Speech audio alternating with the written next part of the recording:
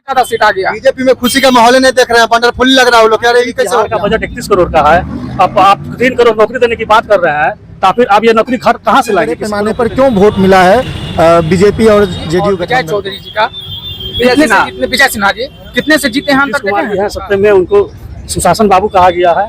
तो जो भी काम करेंगे पब्लिक के हित में। आप किसी सत्ता पक्ष वाले को कैमरा हटा के आप उनसे बात कीजिए, जदयू के भाजपा के किसी लोग से, वो लोग खुद भरोसा अपने जनता आप लाल पे नहीं को कर सपोर्ट नहीं किया। जनता जो है वो सही अपना वोट निर्णय किया बीजेपी को, एनडीए सरकार को। हर समय वादा खिलाफी काम करते रहे हैं। इस बार कम से कम जो वादा किए हैं 1 करोड़ युवाओं को रोजगार, जनहित में वोट किया है, सुरक्षित वोट किया है, हर एक महिला घर से निकल के वोट किया है।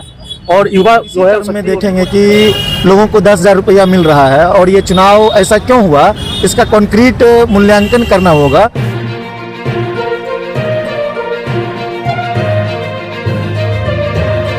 क्या गड़बड़िया हुई कि तेजस्वी यादव इस बार के जो चुनाव है वो हार गया? देखिए, जनता जो है जनादेश को वोट किए हैं, ठीक है। इसमें ऐसी कुछ अगर गड़बड़ी होती है तो इलेक्शन कमीशन ऑफ इंडिया जो है हमारे देश के प्रमुख सचिव, वो अपना दस्तावेज पेश करेंगे कहाँ गड़बड़ी हुई है। ऐसा कोई बड़ी विकल्प नहीं है कि इसमें कोई समाधान नहीं हो। ऐसा गड़बड़ी होती है तो समाधान इसका भी निकलेगा। लेकिन जनता ने जनहित में वोट किया है, सुरक्षित वोट किया है, हर एक महिला घर से निकल के वोट किया है, और युवा जो है शक्ति वो भी वोट किया है, जिसके कारण बीजेपी की सरकार सत्ता में आ रही है। क्या लगता है कि चुनाव में गड़बड़िया हुई है या नहीं हुई है? क्योंकि सामने वाले आपके बगल वाले जो व्यक्ति हैं आरोप लगा रहे थे कि चुनाव में गड़बड़िया हो गई, वोटिंग जो हुआ वो कहीं और, बटन किसी और का दबाया गया, लेकिन पर्ची जो है वो किसी और का निकल गया। ऐसा कुछ नहीं है कि पर्ची हम किसी और में डालेंगे और चुनाव किसी और का निकलेगा, ठीक है। जो सत्ता जो है आपका निष्पक्ष सत्ता जो है निष्पक्ष अधिकार से हुआ है। ऐसा कुछ नहीं है कि कहीं भी कुछ गड़बड़ी हुई है। तो तेजस्वी यादव के चुनाव हारने का कारण क्या हो सकता है? देखिए, जनादेश जो था, क्या उनको क्या कहते हैं, उनको सपोर्ट सही ढंग से दिखावे के रूप में नहीं किए, और उसके कारण है कि जो मान के जो बदनाम जो शुरू से चल रहे थे, मान कि जंगल राज को आदमी सपोर्ट नहीं किया। जनता जो है वो सही अपना वोट निर्णय किया, बीजेपी को, एनडीए सरकार को वोट दी। अब इस चीज को सही मांगते हैं, निष्पक्ष मांगते हैं, क्योंकि इतने बड़ी संस्था है, हर बार जो जिम्मेवारी होती है वो चुनाव आयोग की होती है चुनाव कराने के लिए किसी भी राज्य में। तो आप इसमें इस बार क्या समझते हैं कि मतलब इस बार कहीं कोई गड़बड़ियां नहीं हुई? देखिए, मेरा राजापागर विधानसभा 127 क्षेत्र है वैशाली जिले में। वहाँ पर हमने भी वहाँ पर देखा, सीसीटीवी कैमरा फुटेज लेके हुई थी, और वहाँ पर आपका सीआरपीएफ का जवान मौजूद थे। वहाँ पर तो हमें वैसा कुछ दिखाई नहीं दिया गया कि वहाँ पर कुछ गड़बड़ चल रही है। सही मात्रा में सही सभी चीज़ चल रही थी, सही वोटिंग चल रही थी। तो हम कैसे कह सकते हैं कि ये आपका तेजस्वी यादव का चुनाव लड़ने का इलेक्शन कमीशन का हाथ है? इस पर जांच बैठेगी, कमेटियां बैठेगी, और ऐसा कुछ है तो इस पर प्रदर्शित किया जाएगा। लोग जो कहते हैं कि तेजस्वी यादव डिप्टी सीएम थे तो नौकरी देने का काम, तो एक डिप्टी सीएम का ये होता है कि भाई उसके पास इतना पावर होता है कि वो किसी व्यक्ति को नौकरी दे सके, देखिए, नौकरी की सृजन कर सके। नौकरी की सृजन कैसे कर सकते हैं हम? मान के चलिए, बिहार का बजट 31 करोड़ का है।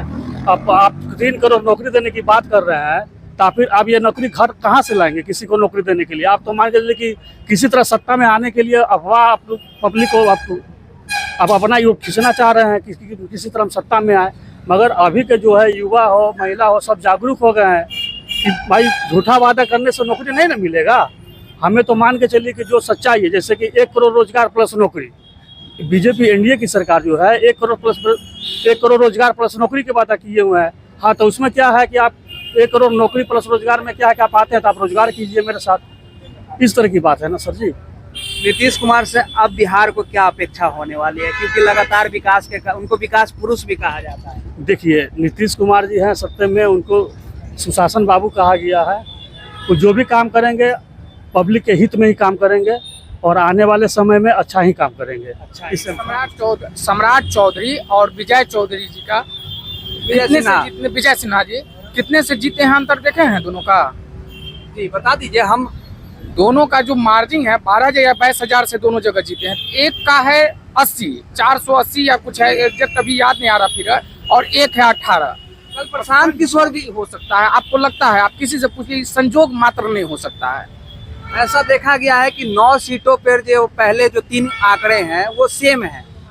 जी जी, जो जीतने का जो बीजेपी के जो कैंडिडेट जीते हैं जहां से, वो पहले जो 3 आंकड़े हैं वो एक ही प्रकार के हैं। तो विपक्ष की बात छोड़िए ना, आप किसी सत्ता पक्ष वाले को कैमरा हटा के आप उनसे बात कीजिए, जदयू के भाजपा के किसी लोग से, वो लोग खुद भरोसा अपने आप पे नहीं कर पा रहे हैं और उन लोग को खुद नहीं समझ पा रहे हैं कि हम इतने सीट कैसे जीत गए। वो अपनी जीत नहीं 50 के अनुरूप तो जान रहे हैं कि हम कितना सीट के लायक थे, उनको तो अपने मेहनत के कई गुना ज्यादा सीट आ गया। बीजेपी में खुशी का माहौल नहीं देख रहे हैं, वंडरफुल लग रहा है। वो लोग कह रहे हैं ये कैसे हो गया, ऐसा हो रहा है। हाँ वंडरफुल लग रहा है। हमारे सर जी की कैसे हो गया, कहाँ बीजेपी में कोई देख रहे हैं, पार्टी में कहाँ कोई उतना खुश है, कोई नहीं है।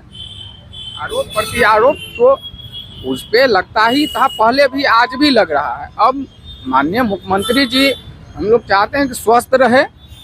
भाजपा जदयू एनडीए के द्वारा जो भी वादा किया गया है, बाकी आज तक हर समय वादा खिलाफी काम करते रहे हैं। इस बार कम से कम जो वादा किए हैं 1 करोड़ युवाओं को रोजगार देंगे। सबसे पहला काम प्राथमिकता के साथ युवाओं को रोजगार दे, क्योंकि सबसे दयनीय स्थिति में आज के दिन में यूथ है। पटना में रह रहे गांव घर से आए हुए लड़के 5 साल 10 साल 15 साल से तैयारी कर रहा है, कोई वैकेंसी नहीं निकलती है। वैकेंसी निकलती है 1000 2000 और फॉर्म भरने वालों की संख्या होती है 15 लाख 20 लाख। तो 1000 को आप रोजगार दे रहे हैं, बाकी बच्चे कहाँ जाएंगे? तो आप जब भी वैकेंसी निकालें तो टीचर को जैसे निकाले थे 50,000 लाख, आप उस रेशियो में निकालिए, 1000 2000 के रेशियो में मत निकालिए। दूसरी बात, आप कॉन्ट्रैक्ट बेसिस पे किसी कंपनी के थ्रू जो जॉब देते हैं किसी परिवार को, आप किसी कंपनी के थ्रू नहीं देकर आप डायरेक्ट सरकार जॉब देने का काम करें। क्योंकि आप जाइए अभी विश्वविद्यालय में, यहाँ SIS कंपनी के द्वारा सिक्योरिटी गार्ड नियुक्त है। विश्वविद्यालय पेमेंट करती है पर स्टाफ 25 से 30,000 रुपया और उस स्टाफ को मिलता है उसी कंपनी के मार्फत से 8 से 12,000 रुपया। 12 से किसी का ज्यादा पेमेंट नहीं है। अगर उसी परिवार को 25 से 30,000 रुपया मंथली अगर मिलता है तो उस परिवार का बच्चा खाएगा अच्छा से, स्वस्थ रहेगा, स्कूल जाएगा, पढ़ेगा लिखेगा, यानी जीवन यापन करने में उस परिवार को थोड़ा सुविधा मिलेगा। लेकिन यहाँ आधे से ज्यादा पेमेंट कंपनियां रख लेती है। तो इस पे सरकार ध्यान दे, कॉन्ट्रैक्ट बेसिस के नाम पे कंपनी पैसा बिहार सरकार लुटाए नहीं, सीधे उस व्यक्ति कार्यरत व्यक्ति को अकाउंट। संजय कुमार क्या काम करते हैं? स्टूडेंट है, पटना यूनिवर्सिटी से PG किए हैं। हाँ। इस बार जो बिहार में नतीजे सामने आए हैं तो उससे आप लोग कितना खुश हैं? खुशी और दुखी का सवाल नहीं है, मूल सवाल है कि राजनीति किस ओर जा रही है। क्या लगता है कि लोग जो बढ़ चढ़ कर वोटिंग किया तो विकास की ओर वोटिंग उनका रहा, जातिवाद को छोड़कर पीछे कर दिया उन्होंने? नहीं, सवाल जाति और विकास का नहीं है। सवाल है कि जब आप इसी टर्म में देखेंगे कि लोगों को 10,000 रुपया मिल रहा है और ये चुनाव ऐसा क्यों हुआ, इसका कॉन्क्रीट मूल्यांकन करना होगा। और उस कॉन्क्रीट मूल्यांकन करने में आपको ये देखना होगा कि इतने बड़े पैमाने पर क्यों वोट मिला है बीजेपी और जेडीयू गठबंधन को। क्या ये फैक्टर बन गया चुनाव में, जो 10-10 हज़ार लोग महिलाओं को दिया गया, ये कितना बड़ा फैक्टर साबित हुआ इस चुनाव में? वो फैक्टर, ये मूल बात ये नहीं है कि 10-10 हज़ार रुपया दिया गया। मूल बात है कि तेजस्वी भी क्या बोल रहे थे कि हम 30,000 रुपया देंगे और ये बोल रहे थे कि हम 10,000 रुपया भी दिए हैं, आने वाले 6 महीने में 2 लाख रुपया देंगे। जब आपके पूरे जीवन को ही रोज़गार बना दिया गया है, मतलब कि महिलाओं को एक तरह से मतलब उनको उनके पूरे जीवन को ही उद्योग बना दिया गया है, तो उस उद्योग बनाने में हम सब शामिल हैं। वो चाहे जदयू हो, राजद हो, बीजेपी हो, तो उस पॉलिटिक्स के खिलाफ कोई अल्टरनेटिव पॉलिटिक्स इन लोगों के पास भी नहीं था। ये लोग भी बस इतना कह रहे थे कि हम इनके जीवन को और बढ़िया उद्योग बनाएंगे। तो इस उद्योग के जीवन को उद्योग बनाने के खिलाफ जो राजनीति, अल्टरनेटिव राजनीति होनी चाहिए थी, वो राजनीति विपक्ष और जो विपक्ष में तमाम पार्टियां थी, CPI ML से लेकर के CPI CPM और राजद कांग्रेस, ये तमाम लोग भी बीजेपी और जदयू के एजेंडे पर ही चुनाव लड़ रही थी। क्या लगता है चुनाव में गड़बड़ियाँ हुई है?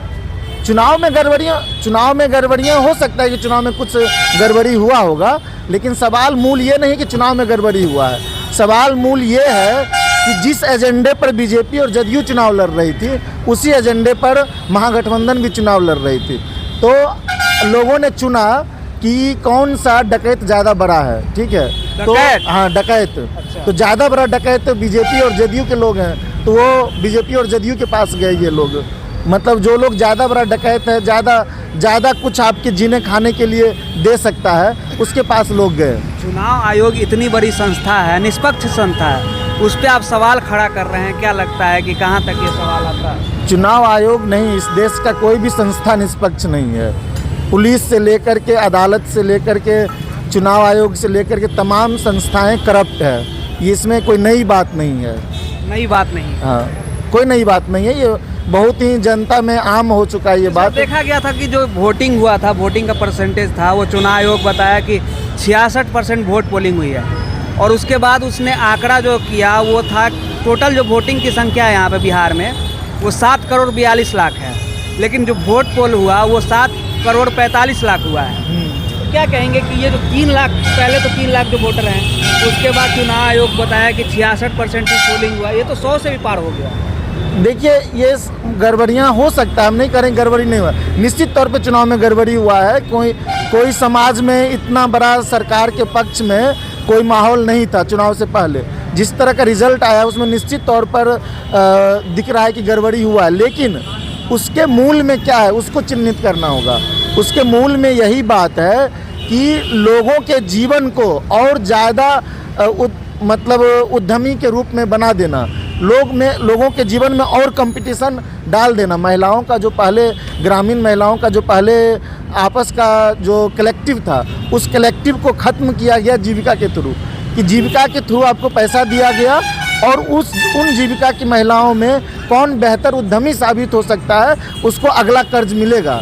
ये जो कर्ज मिलने का लगातार सिलसिला है, और उसमें महिलाओं का जो परेशानी है, सुसाइड रेट महिलाओं का बढ़ गया बिहार में, तो ये मूल सवाल है। इस मूल सवाल पर जब तक हम लोग बात नहीं करेंगे तब तक चीज़ों को हम लोग सही दिशा में नहीं समझ सकते हैं। ये तो एक अच्छी पहल है ना कि बिहार में महिलाओं को 10-10 हज़ार रुपया दिया गया रोजगार करने के लिए, तो जिससे महिलाएं जो है स्वरोजगार कर सके और देश को आगे बढ़ाने का काम। देखिए, ये बहुत अच्छा पहल है कि खराब पहल, इस पर नहीं जाएंगे। इसका आउटकम क्या हो रहा है? पहले ये था कि आप पहले वेज वर्कर थे, पहले आप काम करते थे, उसका खेतों में काम करते थे, फैक्ट्रियों में काम करते थे, उसके लिए आपको वेज मिलता था। अब जो ऑटोमेशन हुआ है, फैक्ट्रियों में ऑटोमेशन हुआ है, तो बड़े पैमाने पर रिवर्स माइग्रेशन हुआ है। तो बड़े पैमाने पर रिवर्स माइग्रेशन हुआ है, उस वजह से लोग वापस लौटे हैं। कोविड के बाद का डाटा आप देखेंगे तो बड़े पैमाने पर लोग शहर लौट के नहीं गए।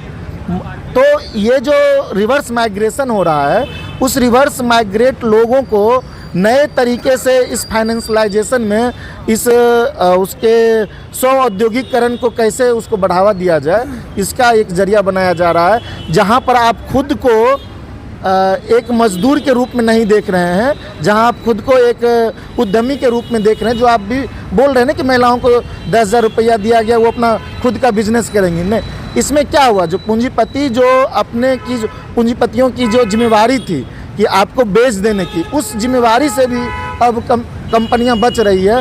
वो आप ही को 10,000 रुपया दे रही है, और आप उस 10,000 रुपया में खटिए और अपने को उद्यमी की तरह पेश करिए। अब आप, वो सरकार और पूंजीपति इस बात की भी जिम्मेदारी नहीं लेना चाह रहे हैं कि आप को वेज दिया जाए। ये वेज वर्कर का जो पूरा कंसेप्ट था, उसको ख़त्म किया जा रहा है इसके जरिए। तमाम लोगों को, बाकी इनकी बातों पे आपका क्या प्रतिक्रिया है हमें जरूर दीजिए कमेंट के माध्यम से। आपका बहुत बहुत शुक्रिया, बहुत बहुत धन्यवाद।